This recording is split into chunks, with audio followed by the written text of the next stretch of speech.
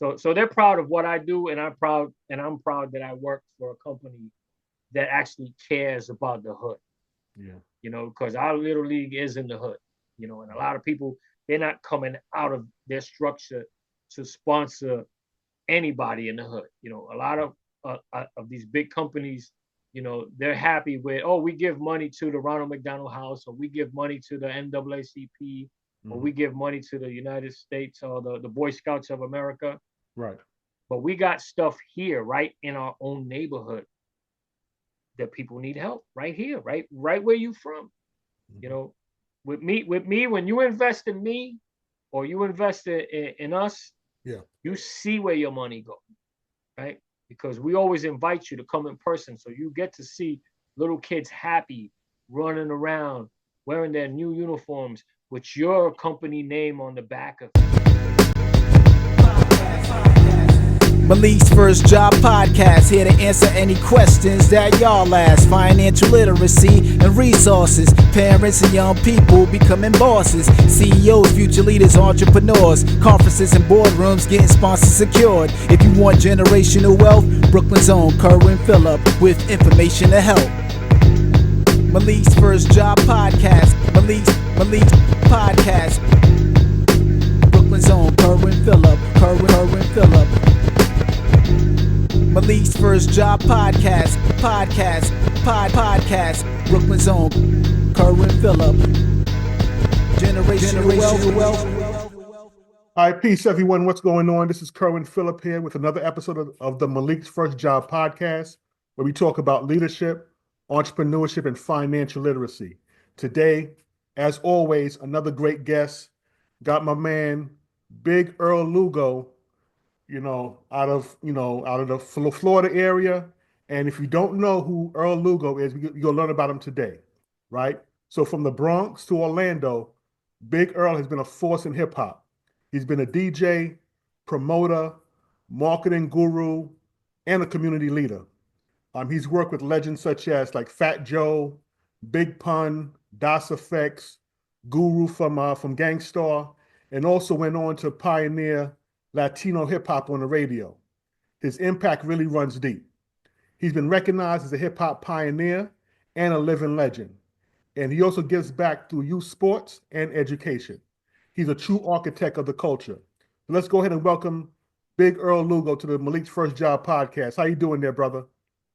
I'm good. I'm good. I appreciate the wonderful introduction, man. I really do.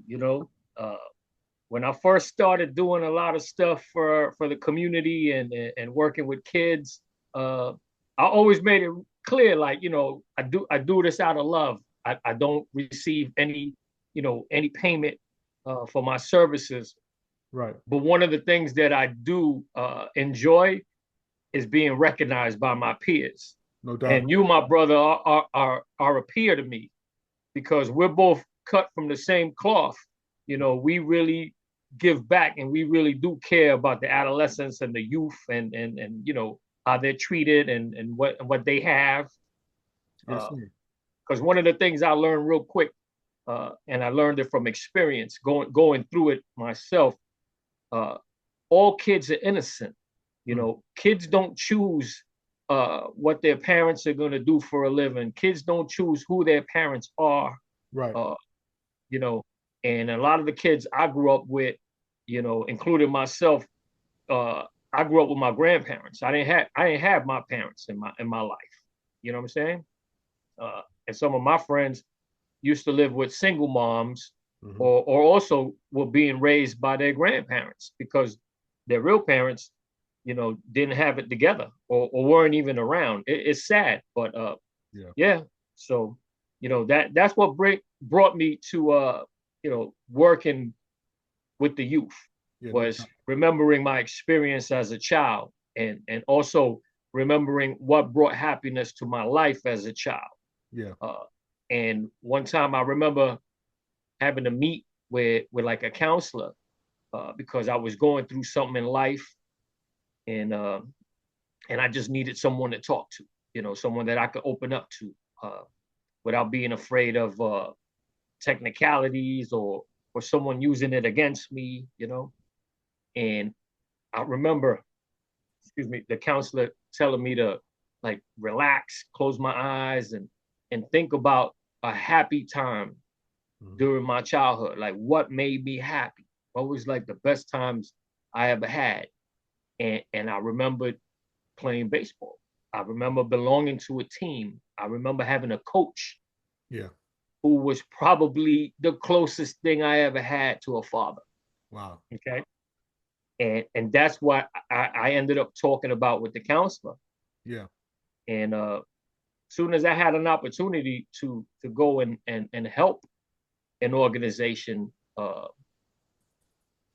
took advantage of it immediately. Yeah. I'm going on 20 years in March. I make 20 years giving back, working at the oldest little league in Florida, Azalea Park Little League. We're celebrating 65 years in a couple of weeks. That's You what's know, up. so it's 65 years for them, and it's gonna be 20 for me there. That's what's But up. yeah, that's my outlet is working with kids Yeah. at the baseball fields, where I'm actually the president now. Okay. But I've been a volunteer there going on 20 years. That's what's up. That's what's up.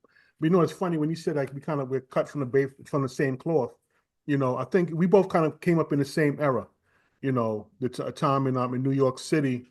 I know, like in my neighborhood, we grew up in communities. Like it was a community, right? Where everybody did what they did, right? Everybody was into what they was into, but at the same time, everybody knew each other, and it was like pretty much like a family. Like everybody, you knew who your neighbors were. If you was outside cutting up, the neighbor had the ability to correct you and get you Yeah. in line and go tell your parents what you were doing, right? Even Yeah. the so-called thugs on the block, they was like, you know what?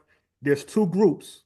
Like we're gonna do what we do, but we're gonna make sure there's two groups in this community that's taken care of: the elders and the kids. That's right. And they made Always. sure, that they showed respect to the elders. Like always show the example of like if cats was outside listening to hip hop or whatever, and you saw somebody coming down the block, you turned it down, you stepped out the way, you helped with the groceries, take them inside the house, and so on and so forth. And then they also made sure, because I was a shorty coming up, that we had stuff to do during the summer to keep us Yeah. out of trouble, right? They built a basketball court on an abandoned building, whereas instead of us having to go to the park, they made sure we stayed on the block. Because in New York, if you step off the block, go someplace else, ain't no telling what you could get into. But if you True. stay in the block, the older guys keep an eye on you and make sure that you were safe and not dealing with no knuckleheads from any place else. And whoever came on the block made sure there was like a code of order. Like you don't bring no mess over here Yeah. because we have a certain system or rule of order which we ran things, right? And I think nowadays a lot of that code of the streets has been lost throughout the years, But yeah, so even like being raised in that type of environment, as I got older, it was like, you know what? I got to give back in some form of fashion.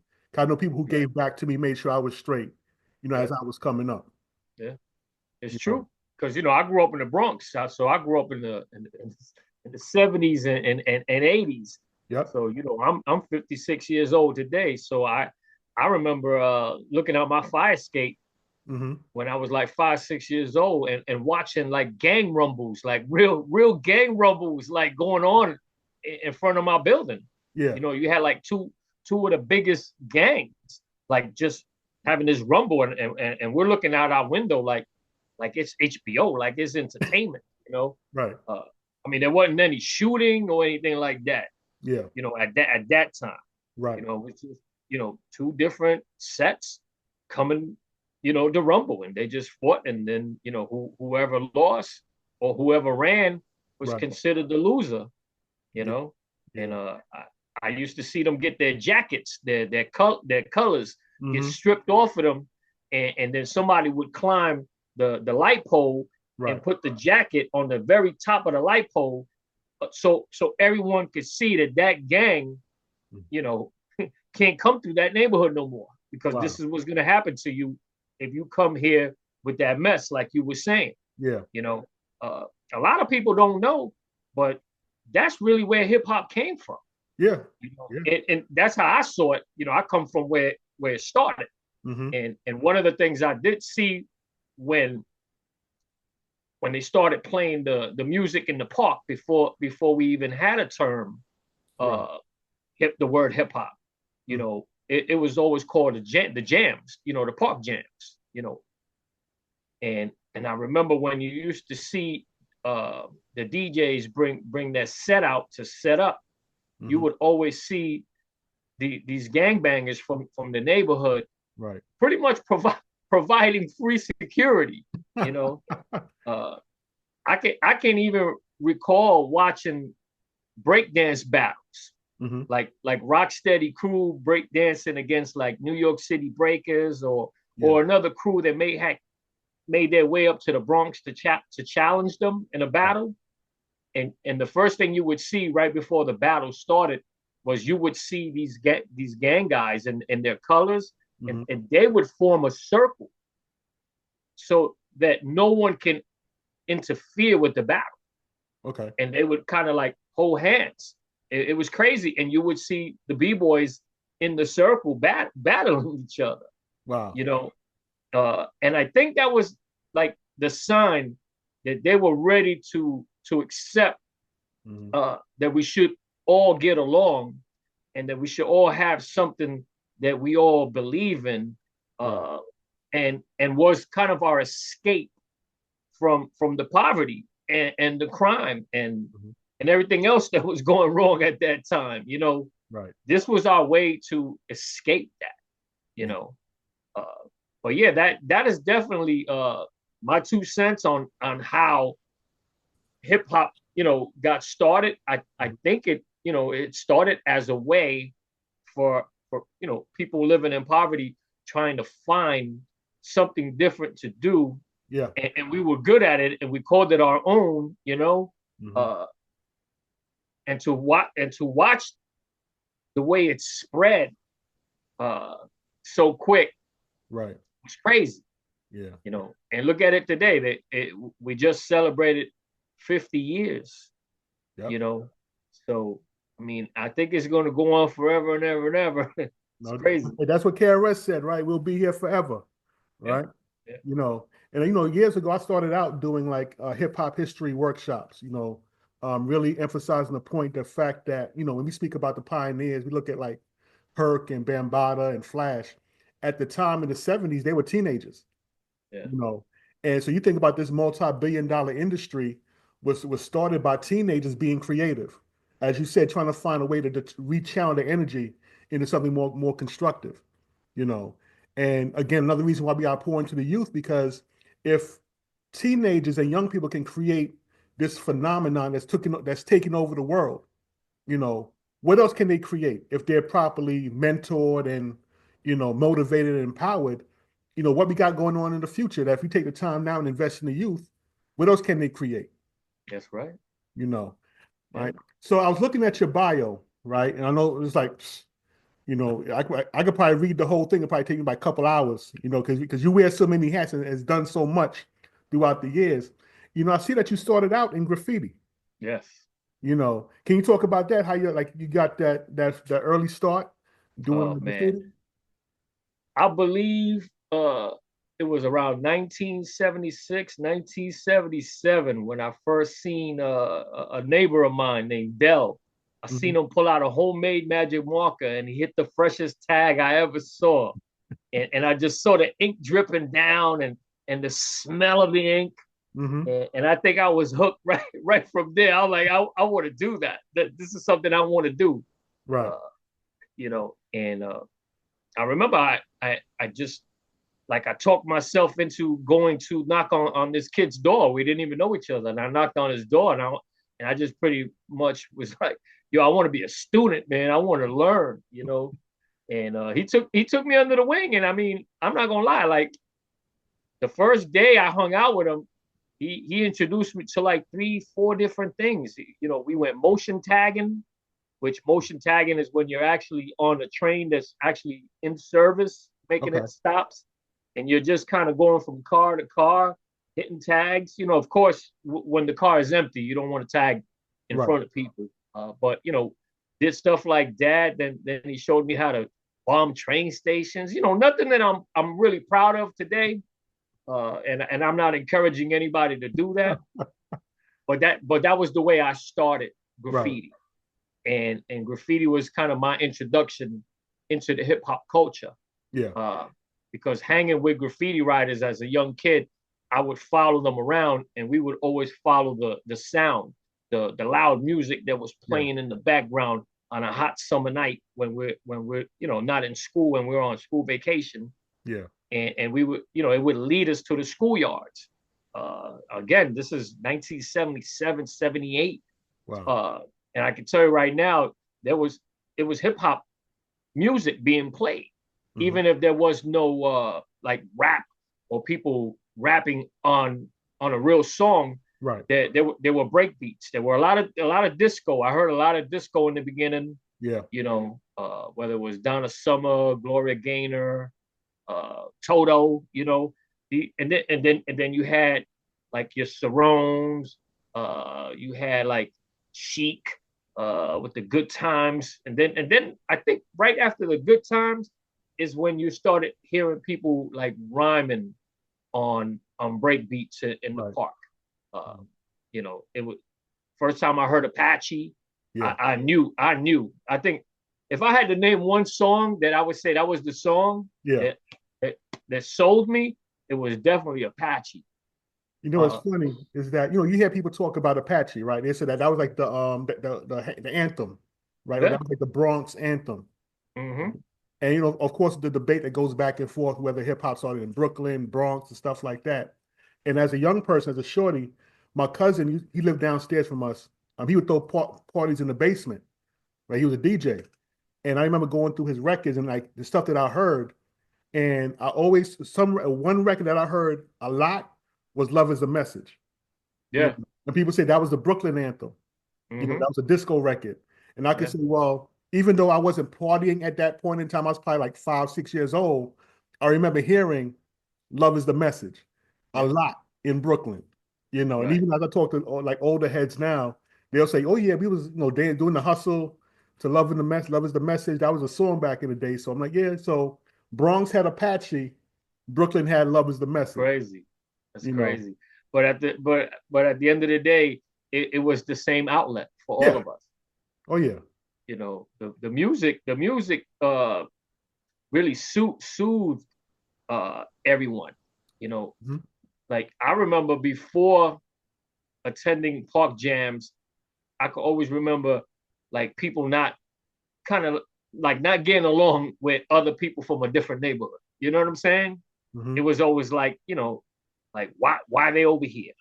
Ain't they from over here? Ain't they from over there? Right. You know, but once the whole like hip hop music hit, it was cool. I remember everybody giving pound, like, yeah, he go to my school, or you know what I'm saying? Yeah. Or he's down with these people and he's this, and you know, and if somebody did like have some kind of issue, uh I remember people battling Yeah.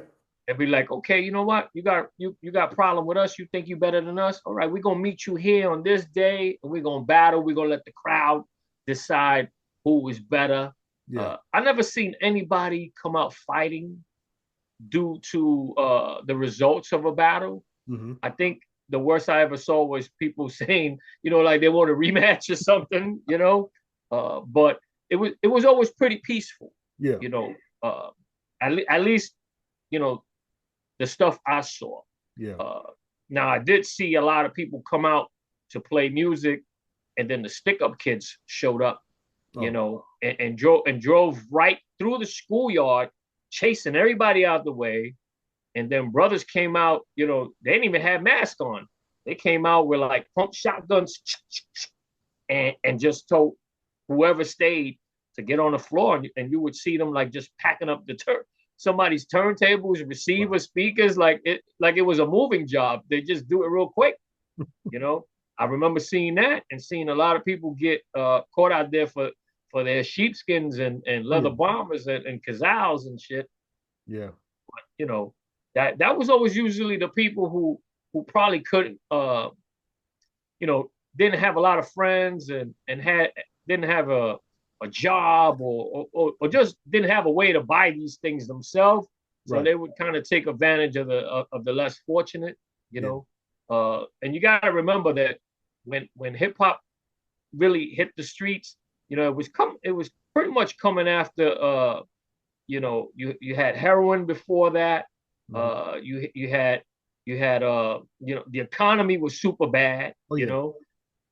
I mean, the landlords where I lived at, they were burning down the buildings Yeah. Get the to insurance collect money. insurance because they didn't believe in blacks and Hispanics uh being able to become, you know, tax paying citizens or Right. law abiding citizens.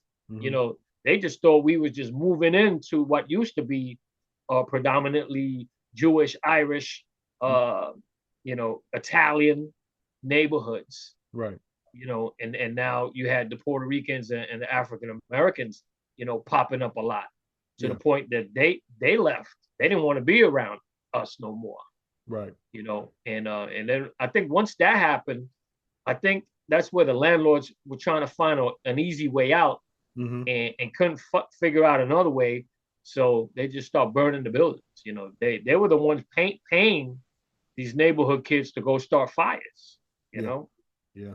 and it's crazy because you know I remember playing hide and go seek and all kind of, you know, made up uh kid games in these abandoned buildings. You know, and we thought it was entertaining, but you know, I think the one time it really hit me that it was a problem was when I was looking for somewhere to hide in one of these abandoned apartments, and I found like a little shoebox that had a bunch of pictures that some of them were still visible where you could see the picture. Yeah. Most of them looked like they were burnt, but you could see like a little girl having her like a fifth or sixth birthday party, kids with the little hats, the cake, right? And you say, wow, this was somebody's house at Yeah. one time, you know, and you would think like real quick, like, did they make it out of this fire? You Wow.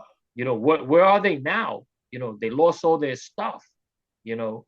And Yeah. then I think that's when it hit me. But before that, we thought it was you know, just another form of entertainment. Yeah. Like it's there for us. It's Yeah. there for us to go climb and if there's a snowstorm, we go to the second floor of the abandoned building and dive out of a window into the snow, you know, Yeah. thinking we acrobats. It's Wow. crazy. But yeah, Yeah. growing up was tough, but you know, it made us who we are, you No know, doubt. No doubt. made us who we are. Yeah. So from that early start, you know, exposing yourself to hip hop culture, you know, as you got older, you came to work within, you know, working with different artists, you know, managing different artists, being a promoter. How did that evolve? Like, how did that come about? Oh man, this is crazy. But I left the Bronx in 1993. I had an uncle through my marriage who was in the Navy in Virginia Beach, Okay. and he was always you know, on a boat going somewhere for like 6 months out the year, and he had a house. He had a nice house, and he offered us a place to stay. And we were, you know, we were looking for a change. My daughter Christina, she was a newborn, and we already pretty much had an idea like, you know, we want to get out of here. You know, I mean, we had moved from the Bronx to Queens for a very small period of time, you know, just so that my daughter wasn't living in the neighborhood we grew up in. We didn't want that. We Right. already knew off the top we wanted to get away from that for her, Yeah. you know. So we were looking for that peaceful neighborhood, quiet neighborhood, and we found a spot, Richmond Hill, Queens. You know, nice little spot, real quiet. And so we moved there until we could figure out what we were gonna do. And then the opportunity came to move to Virginia Beach. So we did. We packed up a truck. We headed out there. Before I left New York, I was working for a big law firm. Uh, and I was actually a supervisor. Like I was climbing up, Yeah. you know, and I was getting paid real good. And I was working with some big lawyers. Uh, so I definitely was like, man, I shouldn't have any problem finding a job, you know? So we moved to Virginia Beach, and 1 week go by, 2 week go by, 3 weeks go by. I've been going on interviews. I've been faxing my resume everywhere. I'm not getting any phone calls. I'm starting to get worried. I was even thinking about maybe I have to come back to New York for a little while and stack my chips, and then maybe come back to Virginia and try this job search again. Right. So one night, it was a Friday. It was either a Friday night or a Saturday night. I was just playing with the dial, listening to music, trying to entertain myself. And I ran into a radio show. It was called the Buddha Brothers. It was DJ Law and Big B, and they were a radio duo. They had like the biggest hip hop following in Virginia Beach, and they had a really dope show. And the guy said, if you want to get on the line right now and represent your hood and kick some shout outs, call right now, 757-929, whatever. Right. And so I don't think I've ever called the radio station in my entire life, even living in New York City. I never called the radio station. So I grabbed the phone and I called the number, and sure enough, I got through. I could hear them pick it up. It's like a different sound when you call in a radio station and you live. It's like you hear a noise, And the guy was like, "Who's on the line right now representing for the 757?" And I don't know what the hell I was thinking about, but I just came out of nowhere and was like, "It's your man, Big Earl, holding it down, South Bronx, TAT crew, Zulu Nation." I just started like name dropping everything that I was affiliated with from the Bronx, even though I'm in Virginia Beach. Right. And I don't, it was crazy, but he knew about all of this. Wow. So he was like, "TAT crew, tough ass team.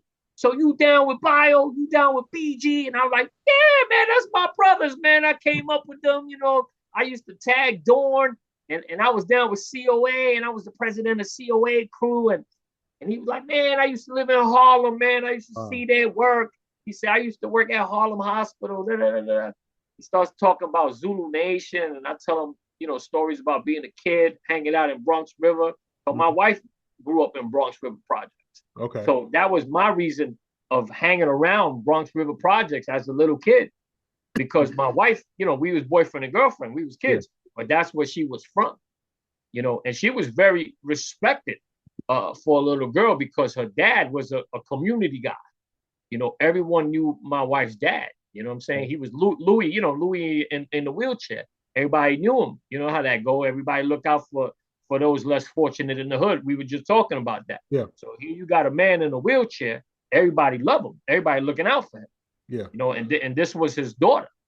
And so, that was my introduction to Zulu Nation and meeting people like Muhammad Islam, who is one of the biggest leaders of Zulu Nation. We came up together as kids, you know what I'm saying? So he's the one that actually put me down as a little kid. Like, they were like, "You down with us?" You know what I'm saying? So, I never really got the beads and none of that, but I had like the little ID card that said I was Zulu Nation. Right. And I was like, I want to say about 17 when I got that card, but I was already around these people way before that. But, I find myself over here, I'm talking with DJ Law. Once the phone call finished, he kept me on the line, and he asked me, he said, what are you doing tomorrow? I said, "I ain't doing anything." "Why?" And he said, "Man, I'd like for you to come up to the station." He said, "I would like to interview you, man." He said, you got some stories to tell. We got to give you a platform. Wow. And I just like really couldn't believe that. I was like, "Oh, do you want to interview me? Like, what?" Wow. And that was kind of I want to say that was my introduction, really, like to want to do something pertaining to the culture to survive, because I couldn't find a job with 5 years experience in the legal field. And meanwhile, these guys are wanting to interview me and talk to me because of where I grew up at and who I grew up around. Right. It was dope. So I go the next day. I do the interview. We killed the interview, by the way. I mean, it was dope because he had a lot of soul, this guy. DJ Law, God bless him, because he passed away. But he was really rooted. You know, he was half white and half black. Okay. And he knew his shit. They used to call him the party rocker, you know, and he really he really did rock parties, because I got to hang out with him so much after that day. But Yeah. on this specific day, you know, we're just going back and forth. I'm telling stories. He's going along with them. You know, we're trying to educate the people in Virginia Beach Yeah. that how hip hop started was never about, you know, who had more gold chains, who had the flyest girls, you know, who was more tougher than whoever, who had the cars. It was always about who had lyrics, Yeah. you know, and the DJs, it was always about who had the better records. Mm-hmm. Because remember, the DJ plays the first part, because the DJ plays the music to attract the people, Exactly. you know.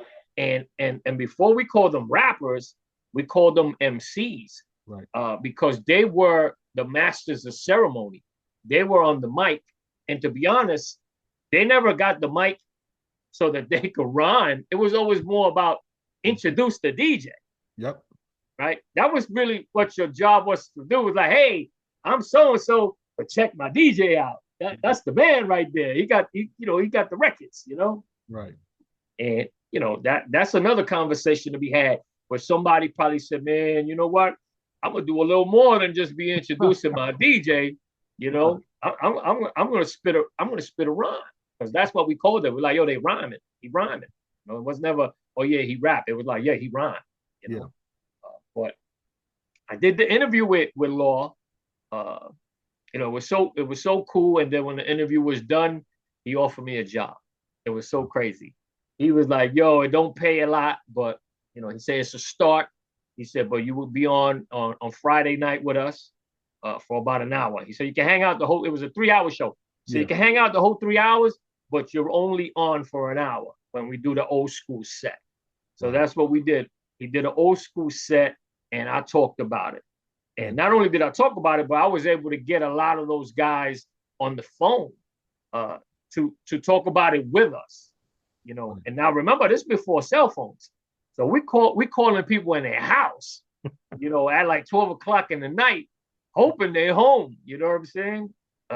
And I remember doing that one time, and I called Melly Mel's house, and it was about midnight, and I was praying, you know, while I'm sitting in my chair with my headphones on, and we're all looking at each other as we listen to the phone ringing, you know, Right. and in my mind, I'm like, man, he probably not even home. It's Saturday night. Yeah. And then he picked up the phone. It was so crazy. I heard his baritone voice. Hello, you know, and we like, yo, Mel, yo, this is Earl, little Earl from Fox Street. We on the radio. We live right now. We on 103 Jams with the Buddha Brothers, you know. And he's like, oh yeah, I know those guys. What's going on? And we, you know, we just had him on the phone, kicking it with us. And you know, after that night, you know, they were so happy, and the PB was listening because it's my first day. Yeah. And he was impressed. Yeah. He was like, was that really Melly Mel? And we was like, yeah, that was really Melly Mel. That was the original Beach Street, you know, breakdown guy, you know? As a busy entrepreneur and business owner, do you find yourself overwhelmed with day-to-day tasks? Inner Vision Consulting provides virtual assistant services to entrepreneurs, coaches, and nonprofit organizations, taking on those everyday tasks while leaving you time to focus on the things you love, being more productive, and having more flexibility and freedom. Put yourself and your business first. Visit innervisionllc.com or call 804-420-2306 to schedule a free consultation today and learn more about how Inner Vision Consulting can support you in taking your business to the next level. But from the graffiti, you know, I kind of became a b-boy for a little bit. I did you know, some electric boogie. Yeah. I DJ'd for a while, you know. I never got into you know, MCing or rapping. Okay. But you know, I end up in Virginia, couldn't find work. I hear these guys on the radio. I don't know. I followed my heart and said, make a call, let these people know who you are. Right. You know, this is and you know, next thing you know, they gave me that job, man. And Yeah, real quick, it's funny that how, was crazy. it's funny how the universe works, right? Yeah. You know, because you're looking in one direction. So, okay, I need to get me a traditional job. I'm Mm-hmm. interviewing. I'm doing all this stuff, but yet like you're looking at the experience you have within a 9 to 5, Right. but you had other experience from, if you want to say, from the streets or from hip hop culture that Right. you didn't think about leveraging, Yeah. right? And a lot of us have talents that's inherent within us that we don't necessarily leverage. We look towards something else that is more acceptable to society, Yeah. right?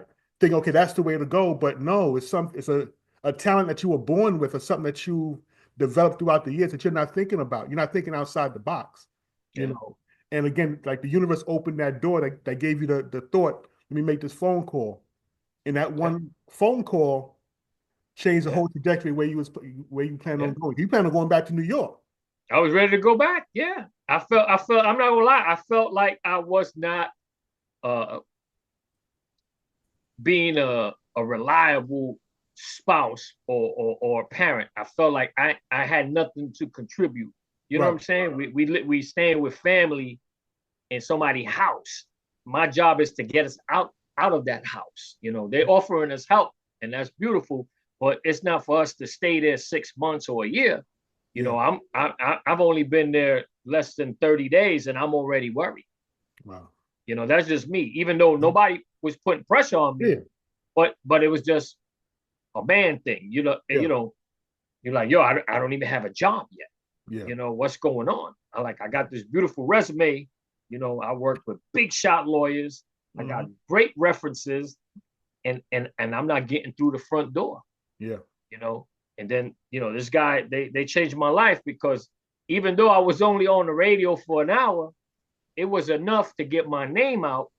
It was enough for me to meet more people, and it was enough for me to get Fat Joe's music played on the radio, because I was already affiliated with him Right. before I even moved there. I just didn't have any, real role yet. Right. It was more like, yeah, I know Joe. Yeah. I used to play Little League with Joe. I did graffiti with Joe, and Joe's doing his thing right now. Right. And now I got a chance to talk to my PD and try to persuade him to let's put Joe's song in rotation. Yeah. So the first song was Flow Joe, and my boss wouldn't let us put it on rotation. Wow. He wouldn't. They weren't ready. They weren't ready for a Latino rapper. True story. We in Virginia. You know what I'm saying? True. But he did allow the mix show DJs the opportunity to play the record during their mix shows. So I fed the record to every single DJ that had anything to do with our station. Everybody had 2 pieces of wax waiting for them in their mailbox. Let's get this song playing, as a favor to me. And so we started doing that. So he started getting a little buzz, and then they gave us another record called Envy, which was on a different album. It I think it was Joe's second album. Yeah. And it had the Marvin Gaye sample, Sexual Healing sample. Yep. My boss, and he ate that song up. He like, that. Now that's a song. Older guy. That was Hurricane Dave. If you ever research Hurricane Dave, he's a very famous program director. He's probably has 40 years of doing radio. I think he was originally from Detroit. Okay. I've seen him a couple of times on the Martin show, acting like he was Martin's boss. It was so funny, but he was a real program director, Hurricane Dave. And so when he heard that song, he allowed that song to get on rotation. So the song would play like every couple of hours. And now people would start calling, your DJs, your promoters, your club owners. They would call, like, because there's something new. They're like, hey, I just heard a new song. Who is that? What's it called? Da, da, da, da. And my boss used to say, hang on. And then he would say, Earl, pick up line 1. Somebody's asking about your man from the Bronx. Yeah. And so that's how I got the idea of becoming a booking agent, because people were calling to ask about him. I already had all these guys' information, because they done been to Virginia a few times, and they had a manager. Joe had a manager named Full Flex, right? And he was a Hispanic dude, old school dude from the Bronx, and he was Joe's right hand man, and he was acting as Joe's manager. He was the most loyalist guy you can meet. He wouldn't work for anybody but Joe, and he was good to me, right? To the point that when we got reunited in Virginia, he said to me right then and there, he said, "Hey, I see you're pretty popular out here. So I see you got the radio thing going on." He said, "Dude, book some shows for us. We're only asking for $3,000. We don't fly, because they didn't fly at that time." Right. He said, you send us a van for 6 people, and you get us 6 hotel rooms, and you take $300 from the $3,000 for yourself. Wow. That was an opportunity. I like, oh, okay. So, I want to say I was responsible for at least 3 of the first shows that he did, somewhere in Virginia, whether it was Richmond, Virginia, Norfolk, Virginia, or Hampton. I put Joe, I put Flex, who was Joe's manager, in contact with a lady named Mary, who's she's one of the biggest promoters in Virginia. She had a company called Voices Productions. And any big concert that ever happened in Virginia, she has something to do with it. So much big shout out to Mary, because she still calls me to today, trying to put things together, and I love that, because she believes in me, and we know each other over 25 years, and I've never steered her wrong, and she's never lost money, working with me, never, and I know she's been through some stuff working with these other phony people, but she knows with me, it's always been on the up and up, and she's also a paralegal like myself. So we both have like real trades. Yeah. But these are our hobbies. We love to, be kind of, I want to say, like the middleman, bringing people together. Yeah. You know what I'm saying? And kind of overseeing it so that it goes smoothly, so that we can have another nice event on another day, Yeah. But going back to your question, getting that radio gig, opened up a lot of opportunities for me. Yeah. That's where I started mingling with marketing and promotions. And I started working with clothes companies, because at first they were just dressing me for events I was hosting. Then I started getting them to dress every artist that I worked with. Then I started selling ads to them, representing the artists that are doing the ads. We did about 2 or 3 ads with Das Effects for Loco Jeans. That was an up and coming company. I had Puma was my client for a little while. I worked real hard in bringing back a pair of sneakers called the California. It was like a leather suede. It kind of looked like the old school Puma, but it was different. Okay. And they gave me that project to help them. I took it old school. I started putting those sneakers on all the breakdance legends. Wow. And I got lucky that my man, Mr. Wiggles, God bless Mr. Wiggles, childhood friend of mine, him and his team wore Puma sneakers for me for a Missy Elliott video that was filmed actually in Virginia, because she was from Virginia. Yeah. And when that video dropped, Puma pretty much gave me a blank check. For real, I swear to God, they was like, "Dude, you just killed it," Right. And I didn't hesitate to introduce them to Missy. I wasn't that dude. Other people say, "Oh, you was dumb. You should have had how do you call it? Got some kind of agreement with Missy and controlled that interview because she went on to make money with it." Yeah. But I was happy. I swear to God, I was happy because Puma gave me a chance. They didn't know me from nowhere. We never even met. Right. We just talked on the phone. There was no Zoom call or nothing. We talked on the phone, they believed in me. I told them who I was. I told them what I was doing. I told them what project I was working on, and I told them what they was going to get out the deal, and then I told them what I needed. And so they sent boxes of sneakers, to everybody I said was part of whatever I had going on. Yeah. And we just took regular pictures with one of them 7-Eleven cameras at that time and developed the film.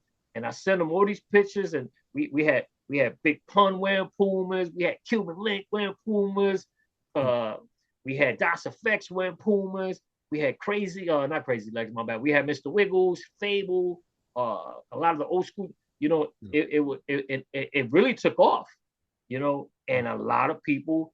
The brothers from California, from San Diego, there was a crew out there that called themselves the Tribal Crew. And they had their own clothing line at one time called Tribal Wear, Tribal Gear.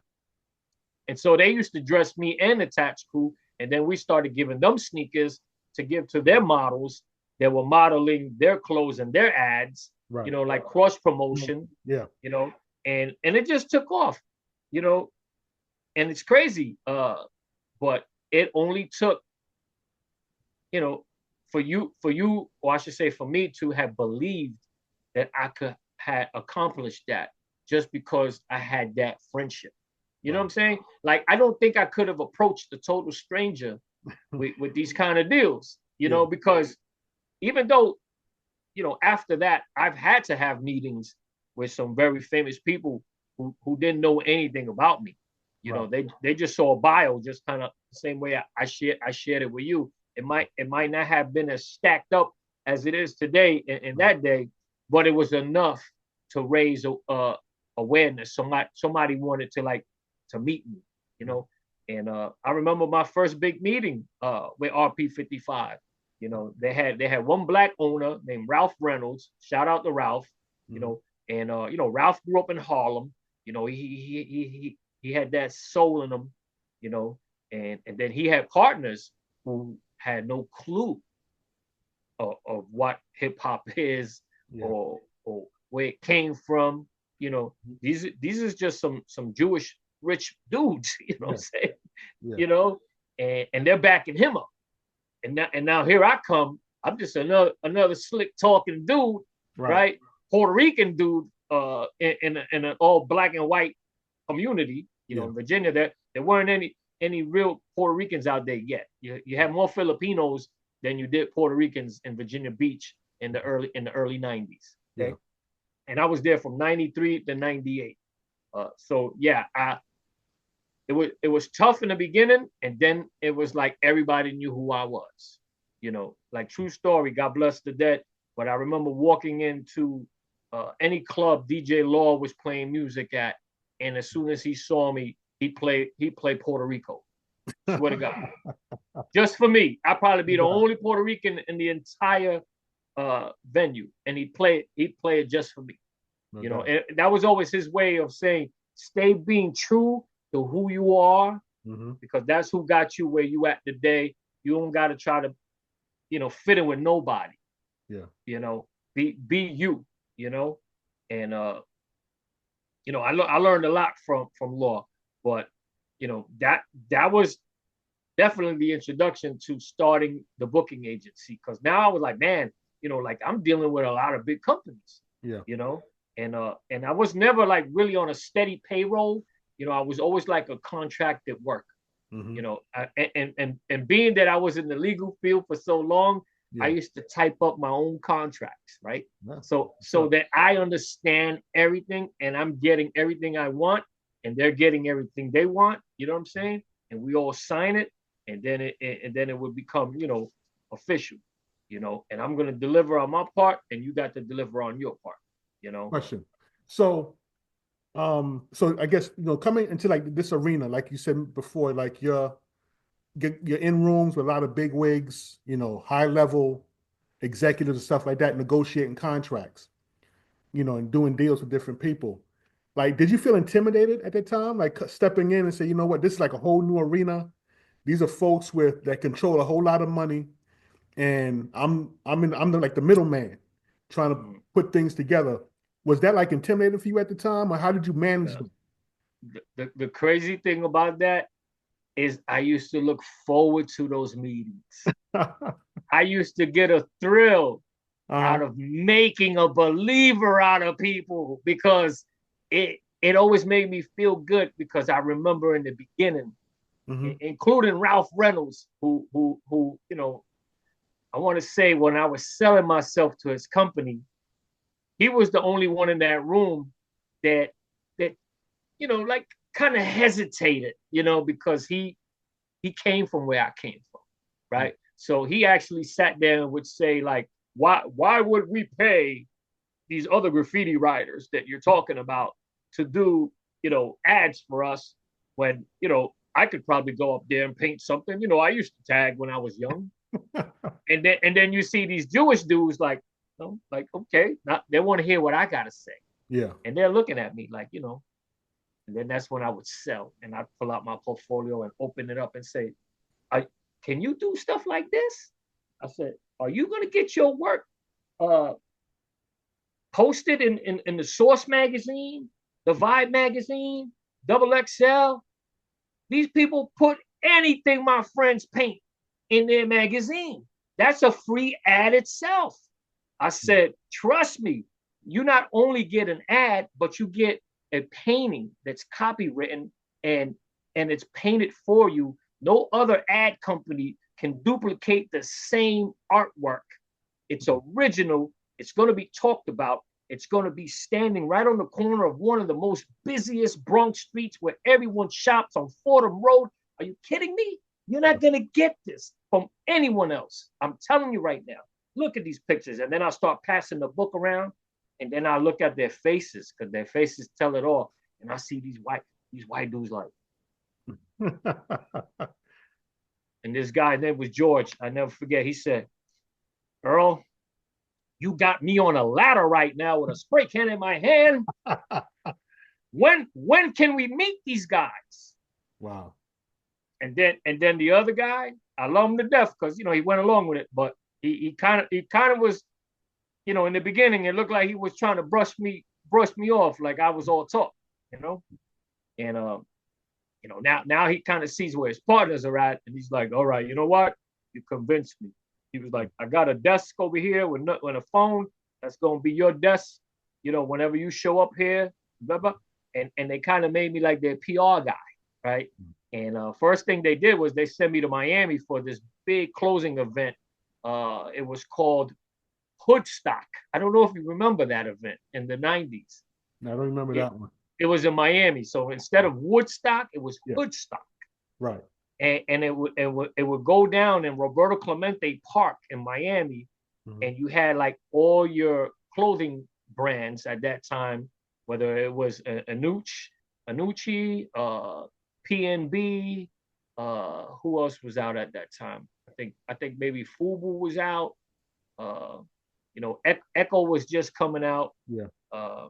You know, but you would have all these clothes companies come out and set up booths, and then they would have a big stage. And the Rocksteady crew was always a big part of it. Crazy Legs and his people, and there was always graffiti, a lot of graffiti. Yeah. You know, but I represented the brand at this event, and it was a gift from God because I knew everybody. So it was like so easy for me to be like, oh, who hits the stage next? Oh shit, you know what? He wears like a 2X. Let me go get him something.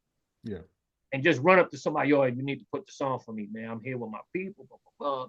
You know, and most of the people I knew personally, or I knew someone that knew them, you know, and the stuff that we had was awesome. So I was always so proud to definitely give it away or put it on somebody because I knew they would look at it the same way I looked at it, like, yo, this is dope. Like this represents me, you know, this is definitely gonna look good on me, you know? Right. But yeah, I just start hustling. But to go back to your question, I never was intimidated in any of those meetings. Probably the first meeting I ever had was the one where I was a little, you know, worried, but I just kept in the back of my mind hearing my mom's voice, or my grandmother's voice, I should say, that raised me. She always said, closed mouths don't get fed. She always said that in Spanish. You know, so in other words, you know, don't stay there with your mouth shut. If you got something on your mind you want to say it. You know, get it out, because you don't want to go home and feel like, damn, I didn't tell them what I should have told them, Right. you know. And so I always had that in the back of my mind. And then once I started seeing the results, Yeah. you know, it just made me even more confident. You know, Yeah. I was like, oh man, I'm gonna have this meeting.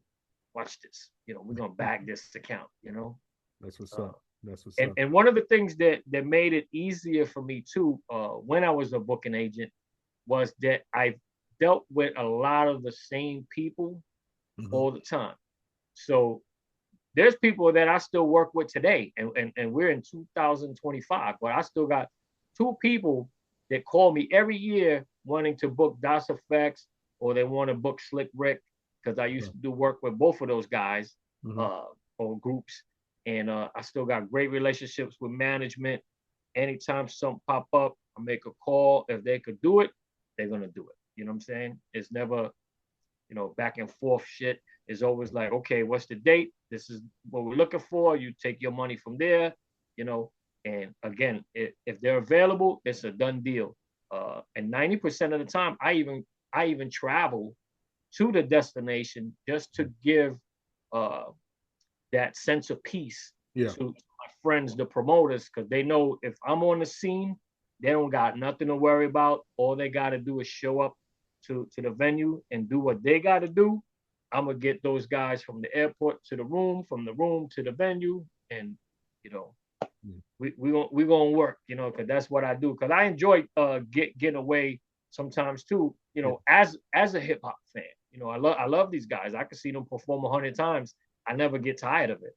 Yeah. I actually get a thrill watching the crowd and seeing their reaction. Yeah. You know, Definitely. that's incredible. You think about it, you say, yo, this is something we were doing in the schoolyard for free. And Yeah. now you're like, we're at a stadium, like when I ran around with Big Pun a few times, Mm-hmm. one of the best concerts I ever went to was Hampton University. Okay. And, Big Pun album already came out, and he had like the number one song in the country for a little bit. And I remember, it was like 40,000 people Wow. in that stadium. And I was a little scared for Pun, because I lived in Virginia, Mm-hmm. and I don't want to say I was having a hard time being accepted, but Yeah. it wasn't a lot of us, and I didn't know how they were going to take Yeah. to him, being that I had already struggled a little bit, promoting Fat Joe records, Okay. you know. So I was like, here we go again. Yeah. I got another Latino guy. I'm like, this guy's bigger than the other guy. Right. I mean, I don't know what the world is going to think Yeah. yet. I know when we first promoted the Big Pun records, uh, we never showed his picture. I don't know if you ever saw that. We only showed his tattoo he had on his arm that said Pun. That was like the proof. Your audio's going out. You know that? I didn't hear that part. I didn't hear that part. The audio went out while you was talking. Oh, my bad. I was saying that when we first, or actually when the industry, the label, Yeah. first started promoting Big Pun, they never showed his picture. Right. They would only show the tattoo on his arm that Mm-hmm. said Punisher. Okay. That was your first promo pic of him, was just that. Unless you saw him Mm-hmm. performing in the street or something, you really didn't know who he was out of New York. Okay. So on that show, that was going to be the first time he was performing as a solo artist Wow. in Virginia. And that was at Hampton University. It was a big college show. Yeah. with major names. Okay, and I was watching from behind the curtain, and my heart was beating a little fast. And when he came out, and I saw him, and he just started, you know, brothers be acting like Iraqi soldiers, acting like they're stacking boulders or whatever, And then I looked at the crowd and I saw them. Wow. I knew right then and there Right. that he was gonna be a monster. Mm. True story. My hairs are standing right now, but I knew this guy's gonna be a monster. Wow. And it was perfect for me because I was helping him already, Yeah. before he had a deal, because I was helping Joe. Malik's first job, Financial Principles for Teens, is an excellent resource to get your children started on understanding the basics of financial literacy. This book, which is set in Brownsville, Brooklyn, about a young man who gets his first job and then shortly thereafter sits down with his dad to learn how to manage his money. There are several topics that are covered within this work, such as paying yourself first, disciplining your spending, knowing the difference between an asset and a liability, creating multiple sources of income, as well as the importance of being charitable. So again, if you want to get your children started on understanding finance and becoming responsible adults, we highly recommend that you purchase the book, Malik's First Job, Financial Principles for Teens. So please visit maliksfirstjob.com to get more information. Peace. Me and my wife, we used to run Joe's fan club. Okay. Okay. My man Brim used to do a lot of his bookings, and he knew I was in Virginia.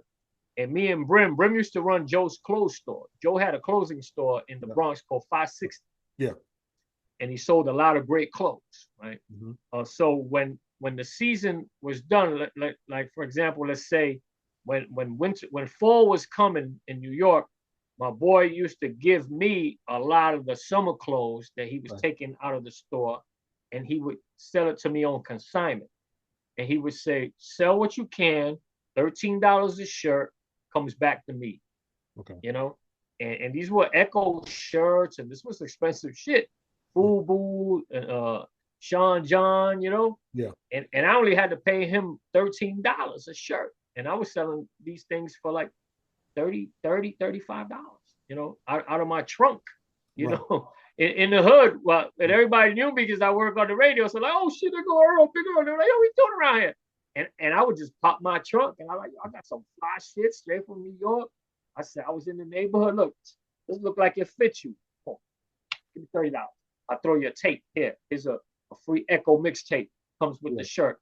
They used to think they were getting some extra. They didn't know that the tape was part of the shirt when it first came out. Right? It came together. I took it apart. So you buy the shirt, I made you think you was getting an extra gift. I give you the tape. It didn't cost you nothing extra, but it was just easier business for me because it made me feel like I was giving them something extra, and it made them feel like they was getting something extra. I think I was probably like the first person in Brooklyn rocking Echo. Yeah. I think at the time there was only one store like in the Village on West 4th, like close to West 4th, that sold Echo Unlimited at the time. Yeah. Because at the time there's only certain outlets that sold stuff. Like Dr. J's didn't have it, Simons and Brownsville didn't have it. It was this one store in the cut. And I would buy, the T-shirts and get the cassette, get the Lyricist Lounge. Exactly. That tapes. Yeah. So yeah. I remember Echo Unlimited very well. And I'll come back to Brooklyn, cats go, where you get that from? Like, of course, you never told nobody where you got it from. But I knew it was a spot up in the Village. I used to always find it.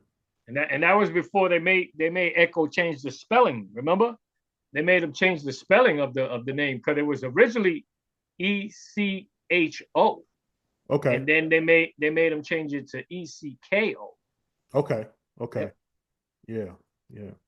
So, okay, boom. So you did the music, right? Now, like what you're doing now, you're in the community, right? You mentioned the Little League. We didn't talk about the Low Life chapter yet, but we're gonna get to that. So how did you transition from music into Little League baseball? Okay. Well, I think it all came down to after Big Pun died, things just weren't the same no more. So he died in 2000.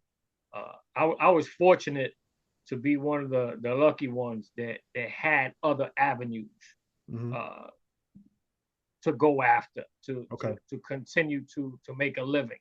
A lot of people after Big Pun died, they were pretty stuck for a little while, so they could figure out, what they could do.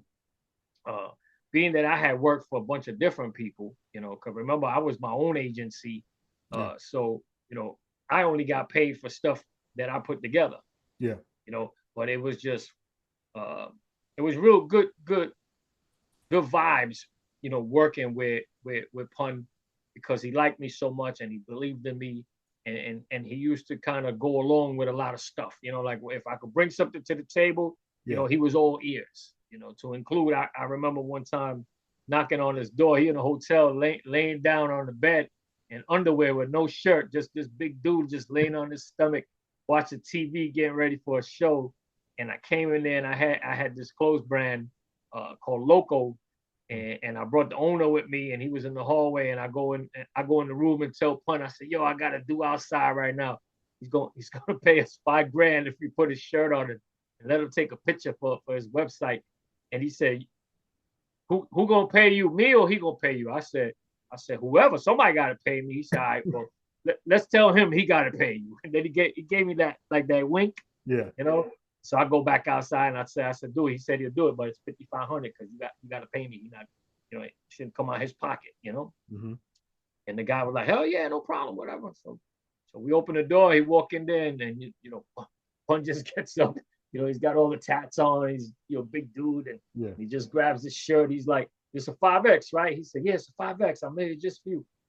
He puts it on, and he just posed for a quick picture. They gave him the money. And the dude left. He counted $1,000, and he said, here. And I was like, I said, I only asked for 5. He said, well, 5 from them and 5 from me. He said, I was gonna hook you up. Like, that's the kind of dude he was. Mm-hmm.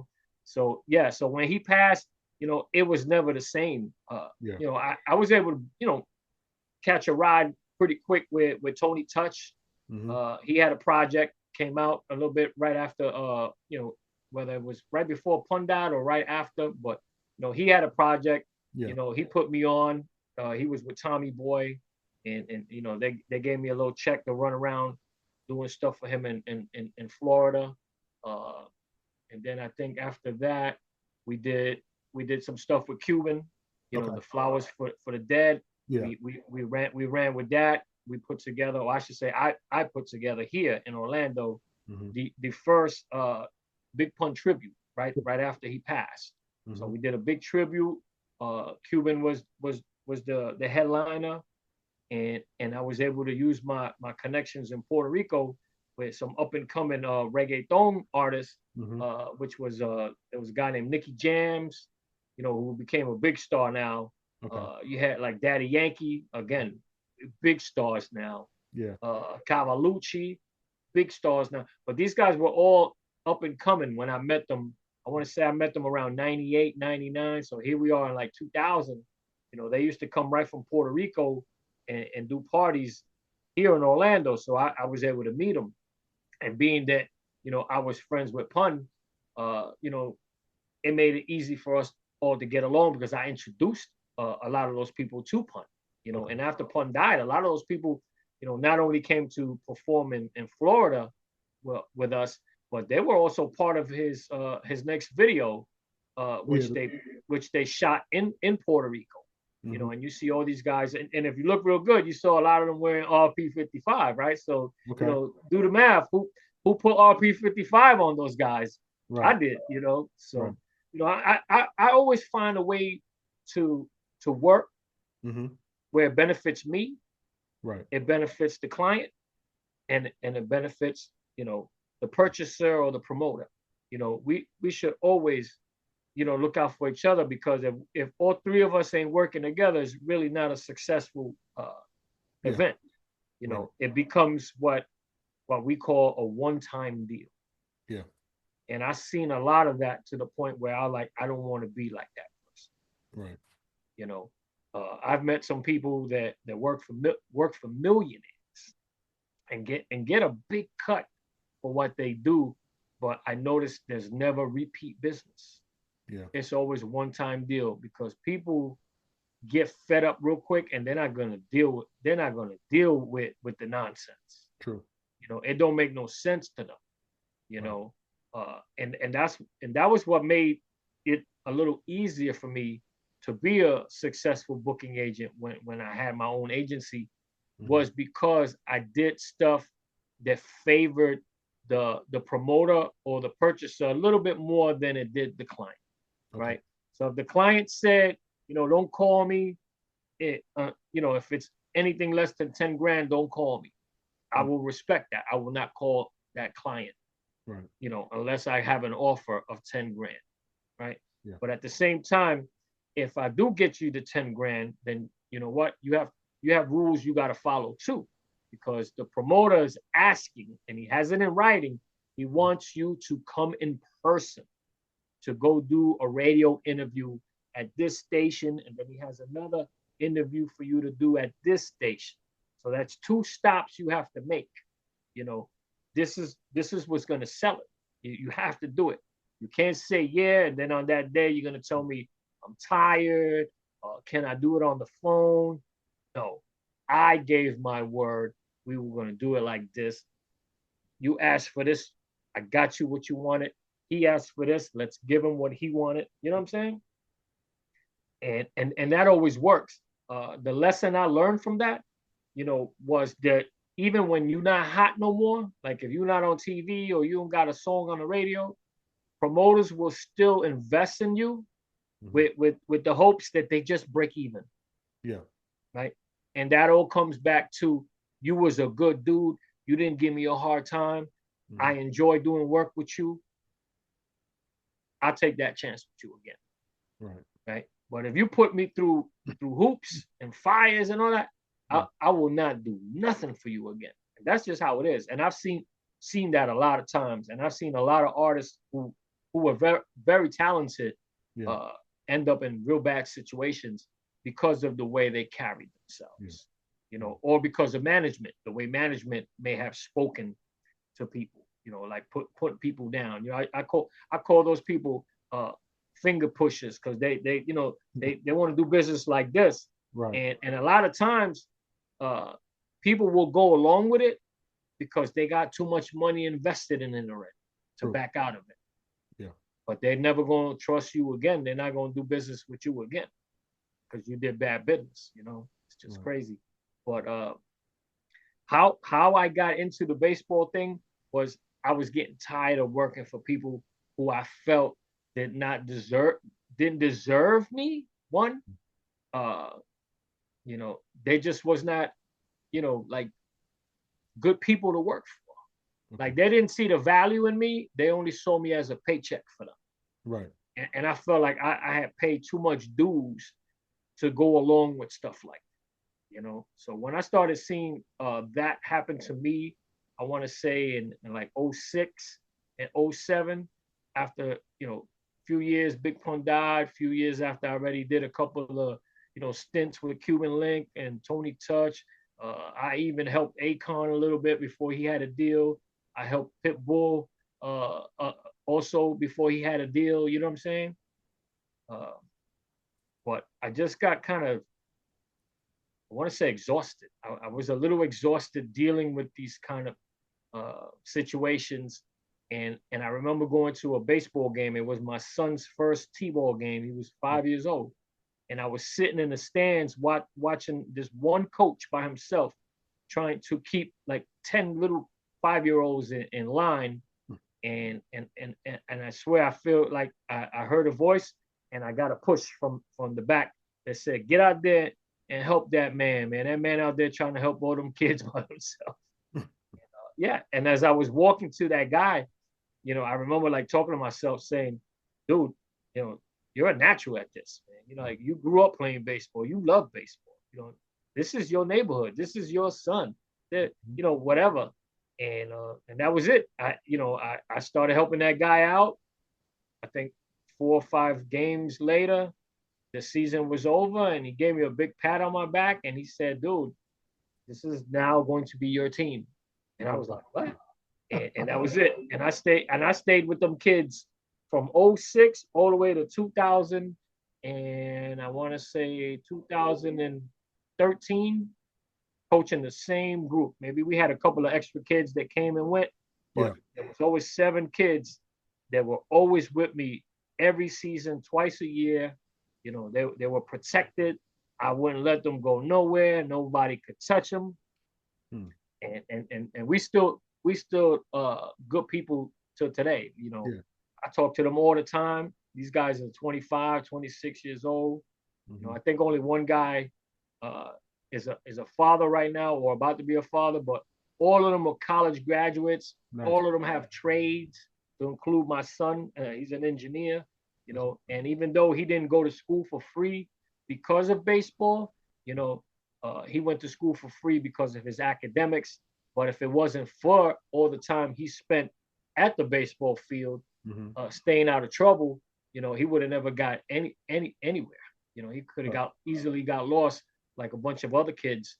They Yeah. easily get lost in these neighborhoods. But you know, being at the baseball field all the time kept him and his six other teammates out of trouble, where they're all pretty successful now. And once they were done playing ball, I don't know if you know, but then I took a break Hmm. and I went back to school. You Okay. know, and I got my degree. You know, I got my associate's legal paralegal degree Hmm. in litigation, and I've been working now for the same law firm. I want to say a little over 10 years, Okay. uh, but so I got a real good job, and they back me up. They love what I do in the community. I always keep them involved. If I'm working on donating a giant mural to a school, they're one of the first people that say, "Hey, here's a check Yeah. for $1,000 to get you started." Yeah. Or our marketing team is willing to help you. We've got a big marketing team. Just share the press release with us, and then we'll have our people get it out. Wow. So they're proud of what I do, and I'm proud that I work for a company that actually cares about the hood. Yeah. Because our little league is in the hood. And a lot of people, they're not coming out of their structure to sponsor anybody in the hood. A lot of these big companies, they're happy with, oh, we give money to the Ronald McDonald House, or we give money to the NAACP, or Hmm. we give money to the United States or the Boy Scouts of America. Right. But we got stuff here, right in our own neighborhood, that people need help right here, right where you from. You Hmm. know, with me, when you invest in me or you invest in us, Yeah. you see where your money goes, right? Because we always invite you to come in person, so you get to see little kids happy, running around, wearing their new uniforms with your company name on the back of it. Right. Those kids wear that shirt all day after a game. They don't take it off. They Right. go to the supermarket, they go to the mall, they go wherever their mother takes them, wearing their shirt proud. Your company's getting tons of publicity. Right. And at the same time, you're showing other people that you care about your neighborhood. You care about the kids in your neighborhood. And that's one of the biggest things we need to kind of like share outside Hmm. of the box, because there's so many people that could do more, but they look at it like, oh, someone's already helped, Yeah. you know. Somebody else do it. It should be more help. It shouldn't be like, nah, somebody's already helped. Yeah. Yeah. I mean, I don't know how to answer that. I think we should always take advantage of every opportunity you have to Hmm. make the world better, No doubt. especially if you have something to offer to do that, and you don't do it, like Roberto Clemente said, then you're wasting your time on earth. How you not helping? How you not giving back? You know, Right. Right. it don't make So, no sense. so you started off again as a coach in the Yeah. league, Yep. but now you're the president of the league. Exactly. Yeah. How did that happen? Uh, I saw an opportunity to make things better, and they had weak leadership at that time. Somebody who probably had a good heart, but he just didn't have the right team behind him, and he had no motivation. And so I became his assistant. So I was his vice president Okay. for a little while, but it was really like I was running the show behind the scene, and he was just the face for a minute. You know what I mean? While the transaction happened, Hmm. because he was a white guy. They always had a white guy or a white lady at one time as president of this league, Right. 65 years now, right? And so it was just like a soft introduction. You was like, well, everybody knows what Earl does. He's been helping out for a while. He's the main reason that we've got these relationships now with the county and the city of Orlando, and the mayor comes out here on opening day, and the commissioners are coming out. So I was that middleman connecting all of us. And then on top of that, I want to say 80% of the kids that were there were coming from like Hispanic families. Okay.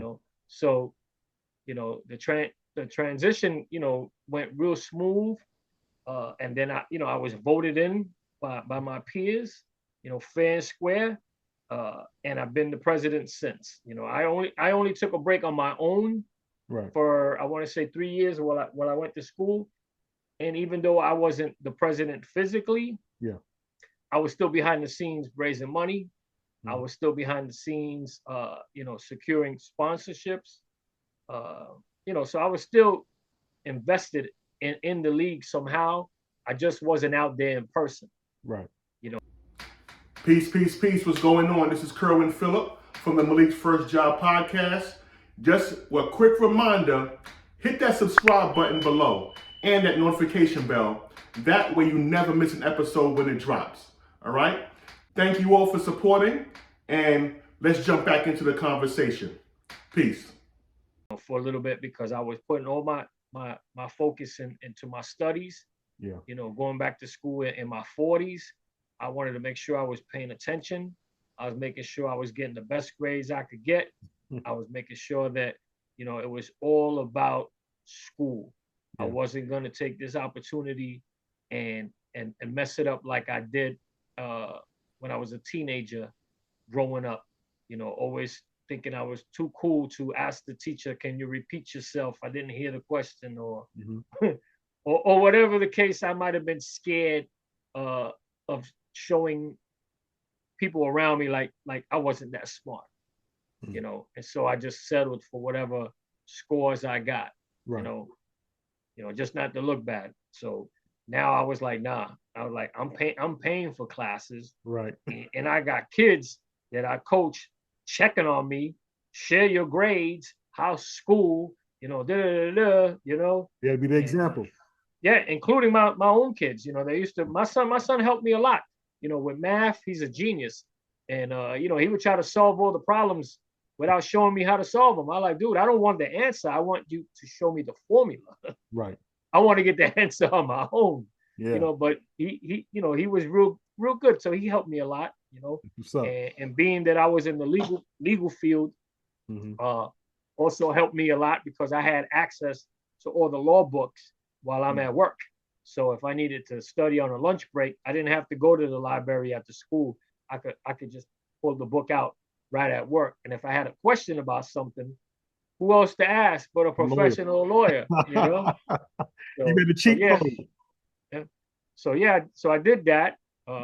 Went to school, got my degree, and came right back to the park. I graduated in 2017. I was back as president 2018, and I'm still acting as president today. Wow. So you was able to leverage your experience from working, as a booking agent, and and kind of nurturing and building relationships, and brought that same skill set Yeah. to the Little League, being able to speak with different officials and folks like that. Man, that's amazing.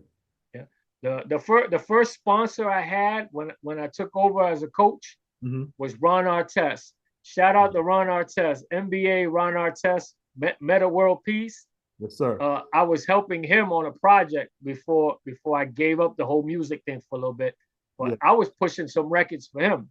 He had his own record, but True Warrior was the name of his label, and then he was also helping a group of a girl group. I can't remember their name right now. Allure, yeah, it was Allure. Right, he was pushing them, so he was feeding me records, and I was getting the DJs to play the songs for him. So when I was in need of a sponsor to help me with the first team that I took over, I swear to you, these kids had beat up helmets. The uniforms were cheesy, and I could see the equipment bag was, old as hell. and they just had terrible equipment. So I got on the phone with Ron, and I asked him for help. Yeah. And you know, at first he was in shock. He was like, "You coaching baseball now?" And I was like, "Yeah." And he said, "You used to play?" I said, "Yeah, I was really good, man." And he was like, "Okay." He said, "All right, well, I'll help you out." He said, "What's the name of the team?" I said, "We haven't thought of it yet." And he said, "You guys got to be the Mets." And you know, as much as I loved the Yankees as a kid, I had a little connection with the Mets. Right. And so when he said that, you know, I decided, you know what? You know, I've always been an underdog anyway, you know. So yeah, we'll be the Mets. And we were always the Mets. It was so funny. But yeah, he had his agent cut us a check, and we bought matching helmets that matched the uniforms. We bought matching team bags. We bought extra belts and socks just to keep them in case a kid didn't have them or forgot them or misplaced them. We had like a safety net with all this extra stuff that we just like, if you didn't have it, we're like, "You ain't got batting gloves? Come on, take a walk. Yeah. Go in this box, pick yourself some batting gloves." You know, we always had extra stuff. But Ron was really good, man. Yeah. He was the first sponsor. Then Pitbull's people gave me some money too. We had some stuff fixed. And then the Clips, because I did some work with the Clips. Me and well, he used to call himself Malice, but we call him No Malice now. Yeah. Yeah. But me and him were really, really tight. I mean, till today, we still tight. We pray for each other. If you bought their second album and opened it up, I'm the first person he thanks after he thanks his parents. True story. I was in shock when the label called me and said, "Oh man, they just gave you a huge shout out. What's your address? We're gonna send you an album for free." Wow. But it was like my man Big Earl, my brother Big Earl in Orlando. But that's because, you know, I had found God, and I had become, you know, a newborn Christian. Yeah. And so did he. You know, so we came from the same, you know, we were all rooted to hip hop, but we saw stuff and probably participated in stuff that we should had never been a part of. Yeah. Because at the end of the day, the way I was looking at it was like God gave me a gift, right? Because going back to not having a job, right? We go back to that. Not having a job, not knowing what to do, you know, having a small child, living with family, and somehow hip hop, you know, gave me a career. And it was a good one too, because I got to do a lot of things that, you know, I'm not gonna lie, I would look in the mirror and I used to say, "Wow, I'm really blessed right now. Like, I'm doing this. Like, I'm working with this guy. Like, I was a fan of this guy, and now I'm sitting in the same room with him, you know, having a drink, and he's calling me fam. I went from being a fan, FAN, and now I'm FAM, you know." And these are the things I start looking at, you know, and I gave thanks to the Lord every day. Yeah. Every day. And I always gave the church 10%, and I still give them 10% till today. Anytime I make any kind of extra money that don't come from my regular paycheck, I give the church 10%. Because I know, you know, I believe in karma. And I know it's a blessing. You know, not that I think that if I don't give one day, it all goes away, but it just keeps, you know, it just shows that I'm appreciated, you know, and it's only right, and we should always do that, you know. But taking all that experience from doing marketing, from doing promotions, from being a PR guy, from managing stuff, right? I used it. All I did was change the clients. Yep. So I went from representing rappers to representing children. Wow. And it made my voice even stronger, because I really am the voice for the youth, and the youth is our future. You know, and just like you said, because you made a lot of sense with that, and I hope people were listening. But if we don't instill this in these kids now, we don't know who else is going to come out of the woods and put something different in their mind, or give them a visual that they start to look at and start to admire, Right. and think that's the route, Mhm. you know, because, you know, I saw that as a kid, you know, and I thought some of these guys were cool. I was like, wow, you know, these guys, they get money. Yeah. They do this. What saved me was that these guys would put their arm around me when I was little Mhm. and tell me, stay in school. Yep. Listen to your grandmother. Yep. You the man of that house. You know, no one ever told me that. Mhm. You know, I'm 12. I'm the man of the house. You know what I'm saying? Yeah. Who told me that? A street guy told me that. Yep. He could have easily said, "Come here, shorty, take this bundle, and this is what you do. Go stand over there," you know. And he didn't do that. Yep. And I've seen other kids look for that, you Yep. know, and they went that route. You Mhm. know, I got lucky. You know, these guys knew my family, and you know they didn't want that from me. Yep. You know, they knew I was pretty smart. They knew I was athletic, Mm. and they knew, you know, I'm an only child, and all I have is my grandmother. You know, they spared me. Mhm. They was like, no, you know what? You just do good in school, man. Listen to your grand. Like I said, there was a code back then. You know, you Yeah, made sure certain, certain kids who were identified as having potential, you made sure that they stayed away from certain things. yeah. You know, so yeah. But talk about the mural that you got out there at the Mm. baseball field. Okay. Well, when I took over as the president, I wanted to pretty much shock the world, or I should say, shock the neighborhood. Yeah. And it was all, you know, me being a marketing guru. What can I do here with the budget that I have and Mhm. the opportunities that I have to try to make this place special, make it outshine every other place these kids go to. And at the same time, we had a very old field. Ain't been too many upgrades there. So we were competing with a lot of these brand new parks, you know, where the city's putting a lot of money into it, or the county's putting a lot of money into it. You know, a lot of these places they got in-house field crews, people that work at the field. They get paid to be at the field, cleaning the field, Mhm. and we didn't have that. You know, we're running on, you know, non for profit. We're running on straight volunteer work. Yeah. And you know, I take over. You know, first thing I want to do as a president, just like a real president do, he's trying to make something big happen in the first 100 days, right? That's just what being the president is, right? You Yeah. Yeah. what are you bringing to the table that's different from the last guy? We want to see something, and we want to see it quick. So We seeing that first, today, but that's a whole nother story. yeah. So first thing I did was I was staring at the wall at the entrance of the park, and coming from the Bronx and coming from hip hop, the first thing that came to my mind was I should get one of my childhood friends to come out here and paint something fresh right at the door. What can I put at that door that's gonna, one, make it look better, two, uh, help us promote baseball, Yeah. three, you know, provide this entire neighborhood with something they can look up to, something, you know, that's making us stand out, makes us, you know, different from everybody. And that's when me and my boy Nisa from the Tats Crew, very one of the most famous writers in the world, to Mhm. me anyway. Uh, we started talking about growing up in the Bronx and going to visit people, and I would say like 9 out of the 10 houses we would visit as kids Yeah.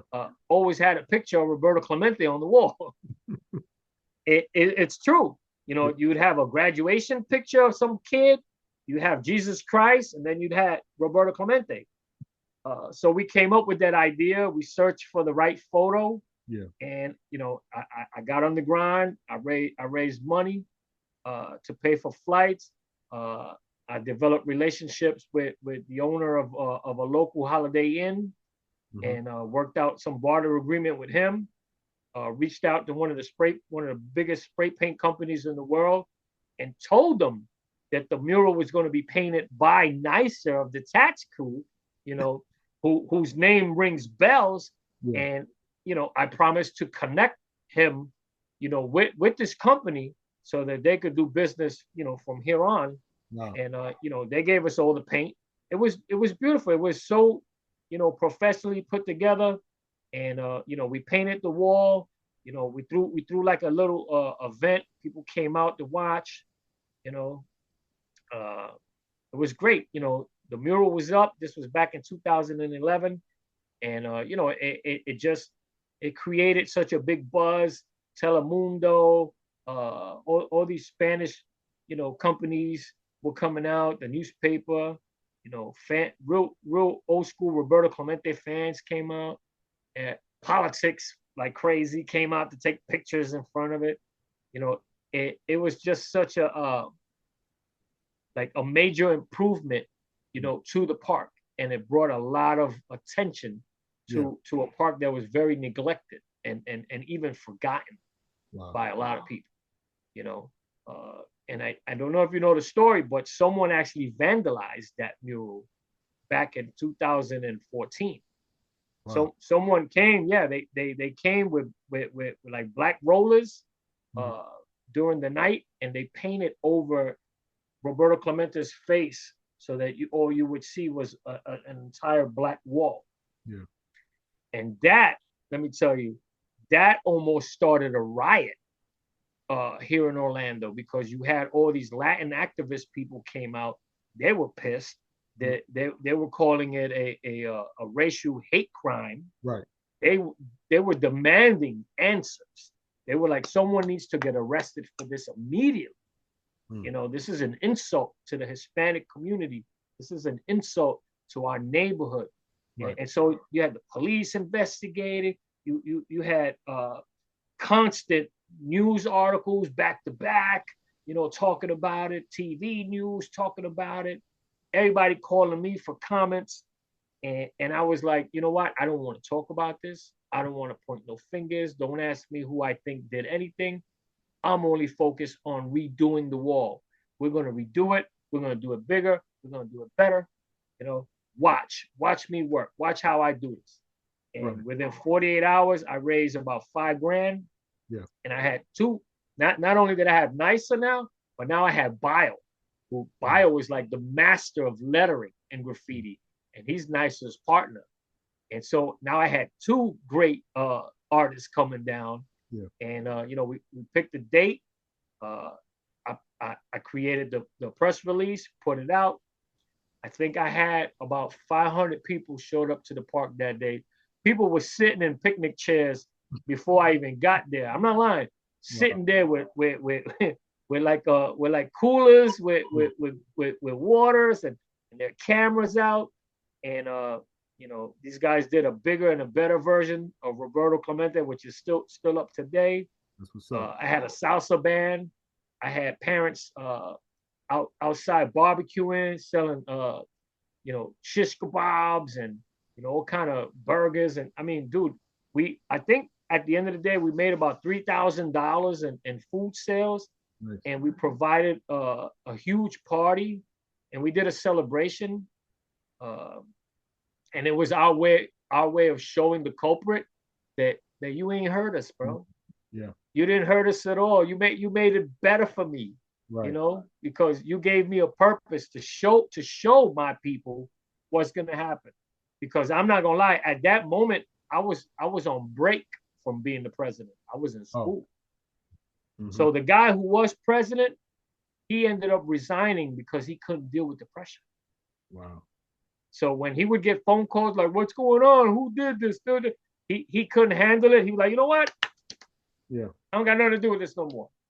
Yeah. So such a sad leader, and I wasn't president, but I'm still affiliated, and this is my town. This is my park, So yeah, we got it fixed. Immediately we threw a big festival. We had people out there dancing and singing. Tony Touch DJ that day in the park.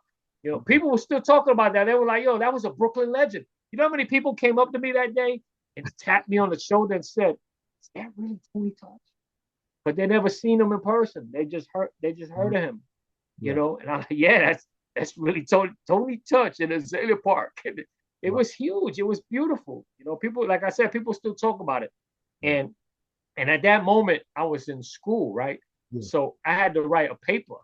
So I chose to write my paper based on this whole experience. Wow. You know what I'm saying? So if I remember right, I think the title of my paper was How the Acts of Vandalism Brought a Community Together. I strongly believe that was the name of the paper. I got an A plus. The best part about it is, and I got the paper saved somewhere, is when the teacher leaves you the little notes. Yeah. He says, I saw all of this on TV. I was so proud to be your teacher. It was so dope, man. Wow. That's But yeah, so that's the story with the first mural and then the second mural. And then we lobbied to get the name of a school change from Stonewall Jackson. We lobbied real hard with government and city council to change that, because that gentleman, Stonewall Jackson, was a Confederate soldier at one time. right. And we just felt like it was not a good time to be having stuff like that, especially with all the Black Lives Matter stuff that was going on. We were like, hey, we matter too. That ain't right. That needs to be changed. And so they changed it. They named the school after Roberto Clemente. And then we fought to get the street changed too. We like, you can't change the name of the school and still have Stonewall Jackson Road. Right. So then we changed the name of the street. And then my gift to the entire city was I hired and recruited another artist, local lady, whose husband is a coach with me, and I seen her work, and she's a beautiful artist, and she does a lot of stuff with Disney and Universal, and me and her had a conversation, and I said, if I can put this together, would you be the artist? Would you be all right doing it? And she said, of course, I would do anything that has something to do with Roberto Clemente and the neighborhood. Plus, she knew because her husband and I, we coached together for so many years. So she personally seen the effect that all these murals were bringing to us. Yeah. And what it was doing for the neighborhood. It was giving people a sense of pride. It was like having your own mentor right in front of you, someone who did so much for the community and for their own people, and even sacrifice their own life, trying to go to deliver medicine and clothes and money to the hurricane victims. We talk about this every day. Anytime I get an opportunity to talk about like this whole Roberto Clemente story, I don't hesitate to tell it because it's such a great story. Yeah. I heard this story when I was a little kid. And I was amazed at the story right then and there. I was like, really? Like, I remember talking to my grandfather, like, he got on a plane and it blew up. And he was like, yeah. And I was like, on New Year's Day? He was like, yeah. And, my grandfather told me, he said, a lot of other people would have just sent a check. They would have not went in person to help. But he was built different. He wanted to go and hand deliver the stuff. He didn't want his stuff staying in some warehouse and government, governing it, and will give it out when they feel like it. Right. No, he wanted to deliver it right then and there. Get off the plane and go right in person and deliver medicine to the sick, deliver clothes to the people who had no clothes, pay for food, and he lost his life. And again, I never met that man. I never seen him play in real life. I just grew up seeing his picture, and once I was able to talk and ask who he was, this is what my grandfather educated me with and told me that, So I think a lot of that goes back to, when I saw an opportunity to try to bring a smile to some kids in the neighborhood, as well as bring some attention to a place that was kind of forgotten, and provide, some type of mentor, because that's another thing we talk about. We lacking right now on the mentors. Yeah. There's not a lot of people out there that you could look to as a mentor. It's not, because every time you think you're onto something, you see something different. You're like, wow. You're like, what happened? I mean, you talk so much about loyalty, but you just showed me that loyalty is based on salary. So you just left working with us to go work somewhere else because they're paying you more money. Yeah. And I get that because you got to make a living, you got a family, right? Mm-hmm. But Yeah. I just let's just say when I found Azalea Park didn't find me, I found Azalea Park, Yeah. and we just worked together, and we've been working together since. And the key to success at the park was definitely incorporating all the hidden talents I Yeah. already had that I gained through hip hop, through working in the industry, through working for artists, through working for clothes companies. Uh, that's all I did. Like I said, I just changed the structure of who the client was, Yeah. and I ran with it, and, That's and what's it's up. been successful, and it still works till today. What's up? That's what's up.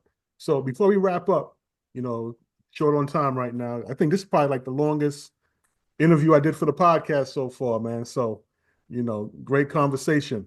Well, I So mean, if you got to do like two parts, you could do like two parts, just not to yeah, overkill when you post it back up. yeah. We could probably come back, because I really want to get into the other hat you wear as well. You Mhm. know, the president of the Low Life chapter down there in Orlando. And I don't really want to cut that one short. So I think, we're gonna schedule a part two. Okay. I mean, we gonna get into that, conversation, how that came about. Um, me being from Brooklyn, I used to pass St. John's and Utica every day on my way home from school, and I always saw the brothers out there. And to see that, like I said, we'll get into it, but guys hanging out, in the corners or throughout the city, and how it grew into like a worldwide movement, and the work that you all are doing, not just in Orlando, this also across the country, across the planet, really, how really giving back to the community. So I want to highlight that as well. I don't really Yes, want to cut definitely. that short. So we will come back for a part two. Oh yeah, it's gonna be a part two, man. I mean, I'm not gonna lie, I had a great time. You made me comfortable.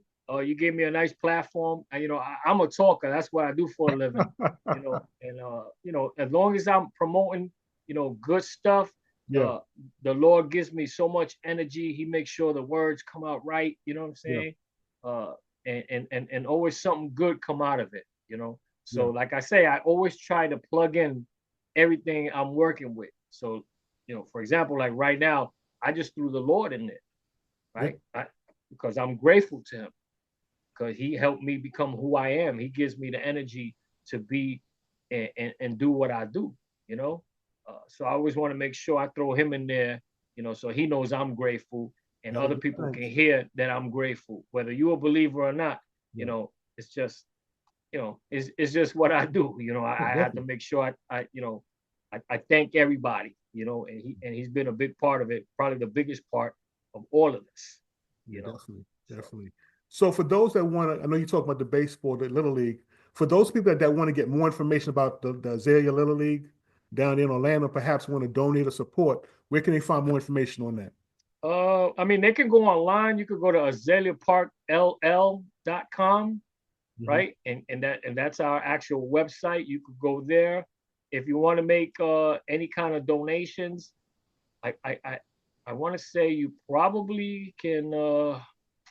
I think it's through like a Zelle. Well, if you DM me at Big Earl Promo, I'm on Instagram, Big Earl Promo. You Yeah. could DM me there, and then I'll send you the link to Okay. to the league. Yeah, because it's all under like a phone number. It's like a Zelle account. Yeah. I don't want to just throw it out there like that. But Yeah. if you want, just hit me up on Instagram, Big Earl Promo, and then I'll provide it. I'll provide it to you, and you can make a donation, That's or what's you up. could sponsor.